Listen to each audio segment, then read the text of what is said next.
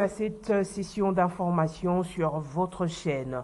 36e sommet de l'Union africaine à Addis Abeba en Éthiopie ce samedi 18 février 2023. Parmi les sujets à l'agenda figure l'accélération de la zone de libre-échange continentale ainsi que la lutte contre le terrorisme et les violences armées. La cérémonie d'ouverture a été marquée par la passation du pouvoir entre le Sénégalais Macky Sall et le Comorien Anzoli Assoumani à la présidence tournante de l'organisation. Ainsi, dans son allocution, le président de la Commission de l'Union africaine, Moussa Faki, a fustigé le manque de volonté politique affiché par les leaders africains depuis 60 ans dans la concrétisation de projets visant au développement et à l'intégration du continent. John Moukadi pour plus de détails.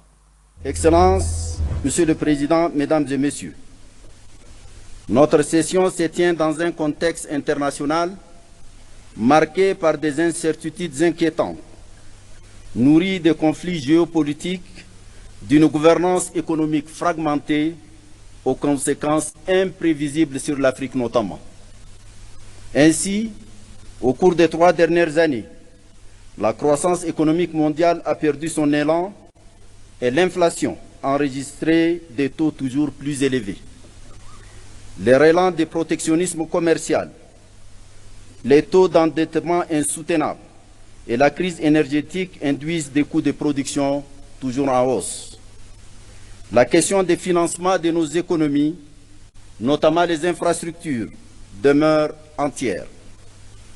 Malheureusement, devant les promesses alléchantes de financement non tenues de nos partenaires, les États membres se trouvent dans l'obligation de s'endetter à des conditionnalités draconiennes, comme en témoignent les négociations en cours de certains de nos pays avec les institutions financières internationales. Face à une telle situation, il est impérieux que nos États membres se décident avec détermination dans leurs choix économiques et de développement. L'activation des mécanismes divers de résilience interne, de solidarité intra-africaine, de mise en œuvre rapide des institutions financières africaines, le tout porté par une gouvernance vertueuse, paraît, sans démagogie, être... Et sur place à Addis Abeba, en Éthiopie, où la délégation de la société civile du Nord et Sud Kivu ont manifesté vendredi pour dénoncer l'agression rwandaise sous couvert de 1-23, s'est vu empêché de sortir de l'hôtel Tolipé près de 50 policiers et militaires. Ils étaient en résidence surveillée. Et le rendez-vous pris ce samedi matin par le président de la Commission de l'Union africaine pour déposer un mémo de dénonciation du Rwanda a été annulé en croire un membre de la société civile. Suivons à présent le contenu du message de la société civile du Nord et Sud Kivu au chef d'État à Addis Abeba, lu par le président de la société civile du Nord Kivu. Suivez cet extrait choisi par Gisèle Etoko. Nous sommes la société civile du Nord Kivu, du Sud Kivu et de la République démocratique du Congo. Nous sommes présents à Addis Abeba. Nous sommes venus présenter la problématique de l'insécurité à l'Est. Ça fait plus de 2 décennies que nous sommes dans une situation d'insécurité. Et il fallait que nous venions ici à Addis Abeba présenter la problématique de l'insécurité de l'Est. Parce que la population est en train de souffrir.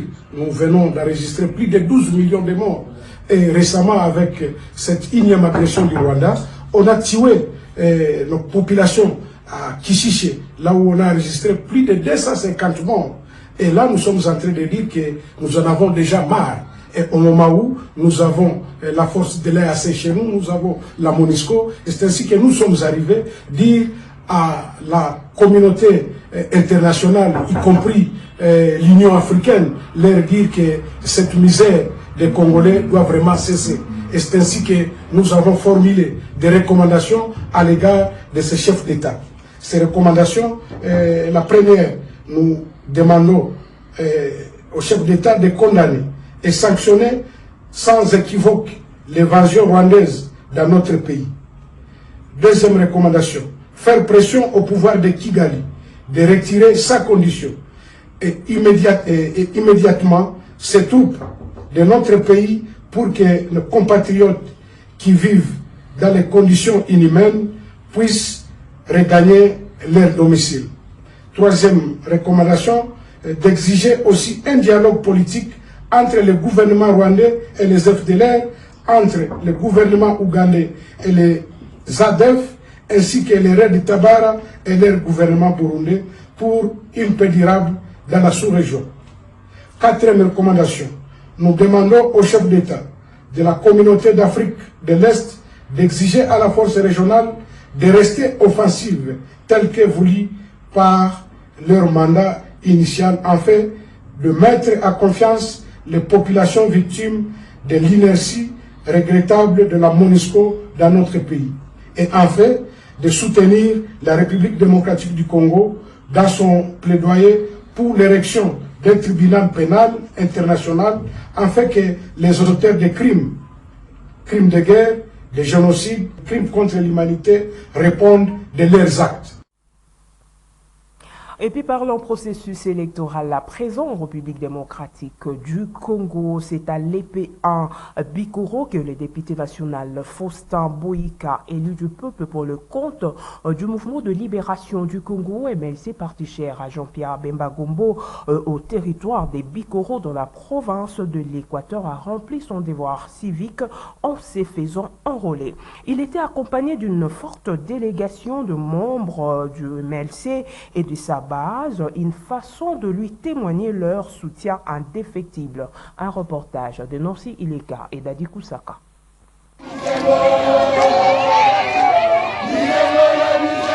Le député national Faustin Boïka, élu du territoire de Bikoro dans la province de l'Équateur, cet élu du peuple pour le compte du mouvement de libération du Congo MLC, s'est rendu récemment dans son fief électoral pour accomplir son devoir civique et patriotique. Accompagné d'une forte délégation du parti, le président fédéral du MLC Équateur 1, Faustin Boïka, a effectué une procession à pied sur une distance de plus de 2 km de l'avenue Nyoka, où la population l'a triomphalement accompagnée jusqu'au centre de la CENI située à l'EP1 Bikoro. Une façon pour elle de témoigner son indéfectible soutien à ce fils du terroir qu'elle porte affectueusement dans son cœur.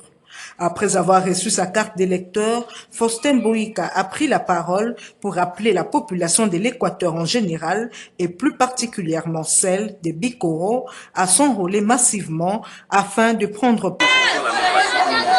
Nous avons une préoccupation, nous allons essayer un peu de voir si ça n'arrive pas à ce niveau-là, si nous continuons toujours à plaider pour que la CENI ne voit encore des délais. La communauté doit être toujours à côté et prendre aussi le temps de s'enrôler. Ils doivent continuer à s'enrôler.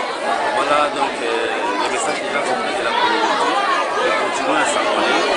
Nous allons veiller sur les chiffres.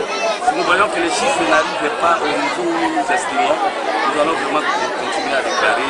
Devenu électeur et éligible, Faustin Boïka compte sur sa base de Bikoro pour sa réélection en décembre 2023.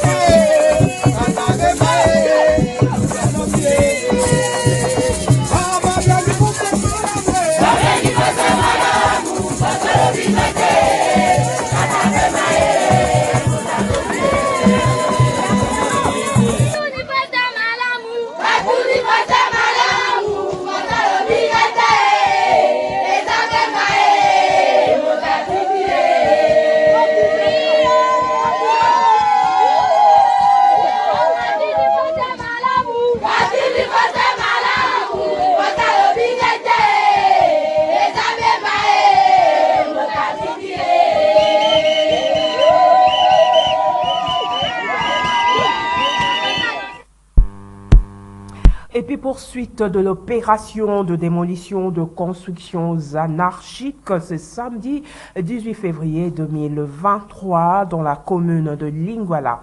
La bourgmestre adjointe de cette municipalité, Denise Villac, accompagnée la brigade d'assainissement, a personnellement supervisé ces travaux qui visent à rendre propre toute la commune de Lingwala, précisément sur l'avenue Mouchi. Autre détail avec Georges Libingue.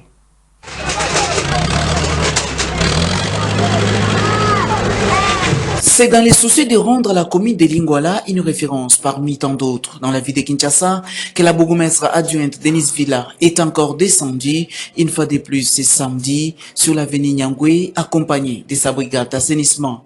Ici, toutes les constructions anarchiques sur la voie publique ont été démolies.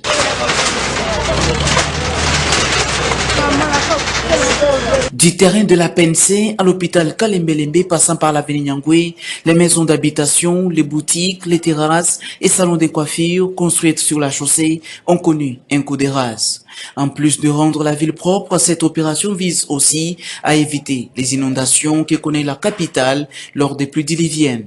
Car après la démolition viendra ensuite les travaux de curage des caniveaux, a renseigné Denise Villac. Nous continuons, vous voyez l'opération après de se faire. Nous allons continuer jusqu'à l'hôpital Kalembelembe et entrer maintenant dans le Safi. Voilà, nous sommes en train de continuer. Telle a été l'instruction de la hiérarchie de la ville. C'est une opération qui pourra nous donner de l'éclairage demain. La plupart des produits qui ont été construits sur les avoloirs, sur les caniveaux, je crois en enlevant ou en démolissant, les avenirs restent maintenant, il y a maintenant l'éclairage au moins sous l'emprise de l'État. Donc nous sommes en train de continuer, avenue par avenue, direction par direction, jusqu'à ce que nous allons terminer. Il y a également des têtus. Hein. Il y a des têtus, vous passez et le lendemain, ils reconstruisent leur maison. Et nous n'allons pas nous croiser aussi les bras. Si nous voyons des résistants, nous repasserons encore pour casser leurs taudis qui sont construits sur les caniveaux. Rendons-nous à présent à l'orphelinat Mona Charité sur l'avenue Pongo au numéro 13 dans la commune de Lantsele à Kinkole où la présidente de cet orphelinat, Madame Monangoto, a partagé un repas de cœur avec les enfants ayant perdu leurs parents. Occasion pour elle de lancer un appel de soutien aux personnes de bonne volonté. Un reportage de Yves Lichouengue. La religion authentique et pure aux yeux de Dieu, le Père, consiste à aider les orphelins et les veuves dans leur détresse, disent les Saintes Écritures.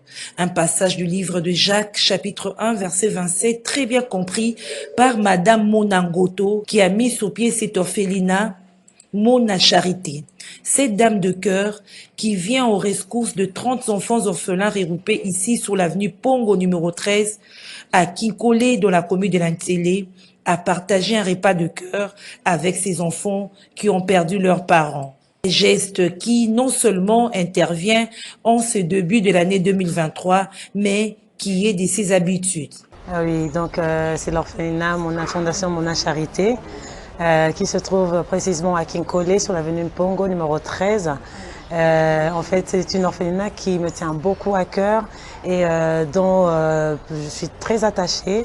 Le fait que j'ai pas passé les fêtes, je viens quasiment tout le temps ici c'est ma famille. Et le fait de ne pas avoir passé les fêtes avec eux, j'avais promis à ce que je puisse venir pour qu'on puisse passer les fêtes ensemble. Alors, c'est une orphelinat qui comprend 30 enfants et 20 en attente qui vont bientôt arriver. Pour survivre, ces enfants ont besoin d'un soutien quotidien. On ne lave pas la figure avec un seul doigt. L'union fait la force, dit-on. Monangoto sollicite le soutien de personnes de bonne volonté pour aider ces orphelins. Je suis seule à soutenir pour l'instant cet orphelinat et je m'aimerais bien assez que nos autorités, des personnes de cœur qui puissent venir soutenir aussi cet orphelinat, ceux qui ont un grand cœur comme moi, qu'ils puissent venir soutenir ces enfants afin d'éviter le banditisme ou bien la prostitution ou quoi que ce soit. Donc on soutient ces enfants d'une manière scolaire et de la santé aussi. Ils en ont besoin parce que la santé est primordiale pour nous, c'est la priorité. Ils ont besoin des soins, ils ont besoin de la scolarité. Donc pour toutes les personnes qui sont touchées et qui ont besoin de faire des dons, ils peuvent bien venir ici, la porte elle est ouverte à tout le monde. Ça se trouve à Kinkole sur l'avenue Pongo numéro 13. Et les enfants seront enchantés de vous recevoir parce que lorsque c'est lui qui donne, Dieu bénit. Donc voilà, ce sont les enfants bénis par le Seigneur et lorsqu'on donne, Dieu seul sait. Non. Les larmes des orphelins sont les perles de Dieu. Madame Monangoto est donc une dame bénie.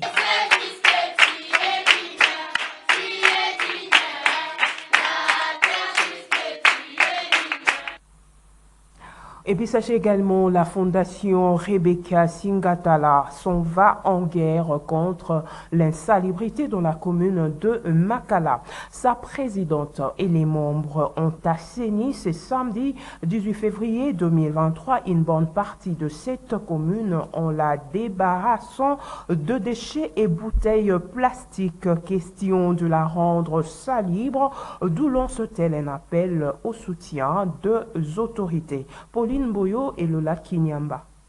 La commune de Makala doit changer d'image, elle doit se débarrasser de l'insalubrité qui a élu domicile. La fondation Rebecca Singatala en fait son cheval de bataille.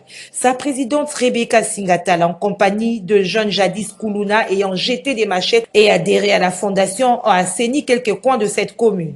Pelle, ou bêche, balai, le membre de la fondation Rebecca Singatala ont rendu salubre ce coin de la capitale. Plus question de bouteilles en plastique sur le sol ou dans les rivières. La fondation Rebecca Singatala s'engage à la sensibilisation quotidienne à travers ses membres qui procéderont également au ramassage de ces bouteilles. Toujours kakana cadre ya sensibilisation ya wakuluna, anti-kuluna, kuluna boka machette. De to batos kwa kana niveau wana teme to sala salongo. Soko moni commune na biso Makala o salité le kimingi. Tozo la bienté bangungi bambula soke betia tout ba ndap na biso ezo zinda moité. Na ko sala appel na tout congolais et Kinois en particulier. Désormais bouteille, po eza bouteille. To ba kango susu boité.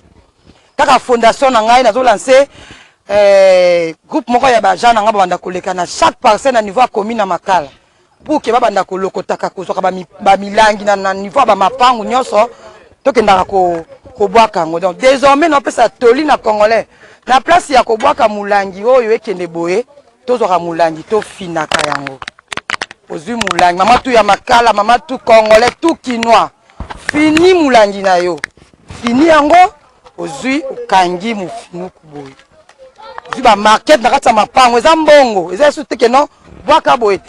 Kuluna Bwaka Machette sous-entend non à ces phénomènes des jeunes délinquants. C'est le combat de la fondation Rebecca Singatala pour ériger ces phénomènes nuisibles à la société. Des jeunes inciviques ayant repris conscience en adhérant au sein de la fondation, ayant pris part à cette opération d'assainissement, n'ont pas manqué de mots. Je m'adresse à Maman Eve, qu'elle nous soutienne. Nous avons besoin des outils, nous avons besoin de beaucoup de choses. Maman Rebecca seule, avec le peu de moyens qu'elle a, c'est impossible. Elle ne peut pas réaliser des histoires qui sont visibles. C'est pourquoi on appelle la ministre et tout le consort pour qu'ils interviennent, de sorte que cette avenue, cette grande route soit quand même propre. Tellement ajouté de ce que mon frère a dit, nous sommes précisément la commune de Makala. Nous travaillons en synergie avec Maman Rebecca, avec ses propres moyens. Une femme vertueuse, une femme sage qui veut aider les gens avec les paix qu'elle reçoit au jour le jour. Une telle initiative n'est qu'encouragée pour le bien-être de la population congolaise. Les autorités sont interpellées.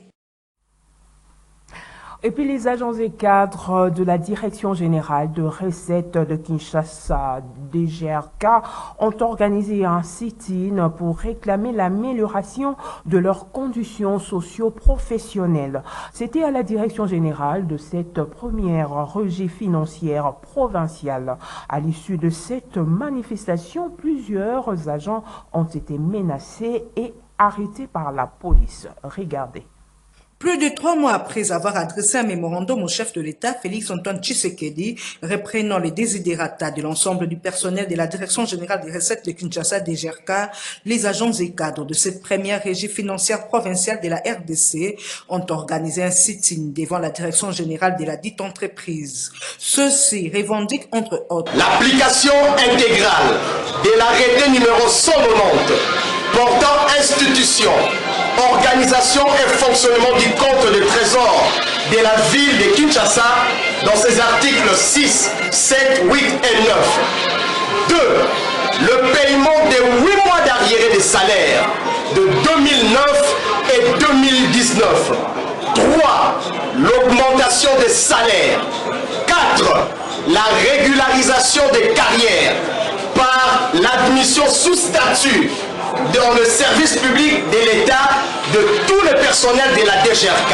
5.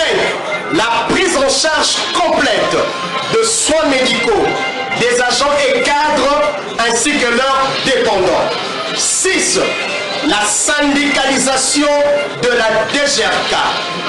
Entendu que Monsieur le directeur général de la DGRK, en lieu et place de trouver des solutions idoines aux revendications nobles de l'ensemble du personnel de la DGRK, il s'est illustré 1. Par l'enrichissement illicite et sans pareil de sa personne.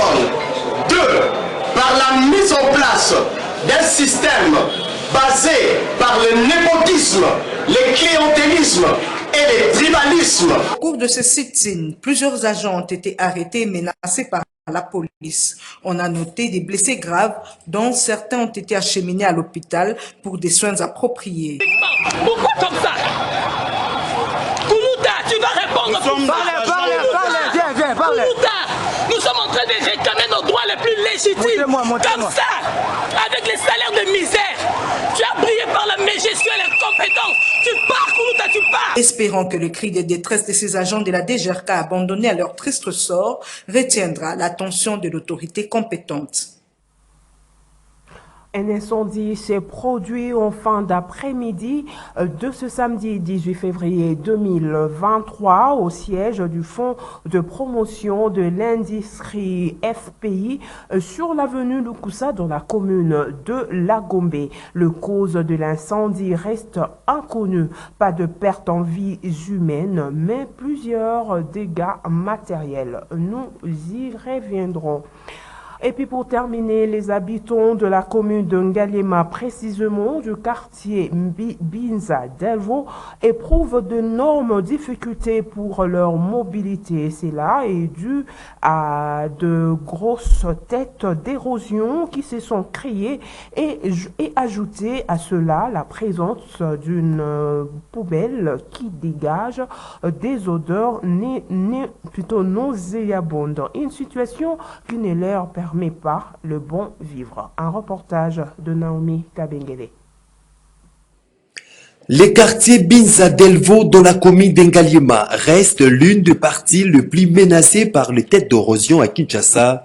Sur l'avenue Boulevard par exemple, la population qui vit malgré les dangers très perspectibles à cet endroit s'est plaint de la transformation de ce lieu à un dépotoir et pour cause, la population environnante reste exposée à plusieurs maladies, d'où ces SOS. Sur le banamité bazar de malade. Quand on fait aucun joie, boy bandia en fauteuil, fauteuil la passe c'est ça. Parce que bah boire la poubelle, faut bah na ba mabele ba soupa pour la sola solo mais mystique. De ombo batito to souffle. Tatambi. Des enfants. Malade pensa ande mususu. Alors toujours se pelater. Peuple Congo est à biso pour aller souffrir de coloniaux. Il y a pas au moins de placement n'a pas au moins de communication n'a pas pour aller bongo. Il y a ça mieux placé pour akokusunga biso. Tozana mususu oyo akokusunga biso na RD Congo. Yindi kaka musunga biso asalisa biso. Dans la passe ni nous souffrir na delvo na maternité. Delvo mbinga tu souffrir ravie moko makati banda kala. Papa na biso oza papa na biso bon c'est la biso esika. Toza na mbinza delvo arrêt maternité. tozosenga na gouvernement depuis libulu oyo esamela biso érosion oyo des années rumeli tellement peuple ezosouffrir bana bazobela batyphoïde bamalaria bangungi tosengi na gouvernement papa Tshisekedi béton fati béton talela biso libulu oyo erumeli biso tobota bi tokuta yango libulu ya kala bana bazobela bana bazosouffrir à cause ya libulu papa Tshisekedi béton lobi nini ndenge baboka matiti boye eza mabe tosengi yo papa sizo solution kesika o. Espérons que ces cris de détresse de la population de ces coins de la capitale retiendra l'attention des autorités compétentes. Ce journal est terminé, mesdames, messieurs. Merci de l'attention soutenue. Au revoir.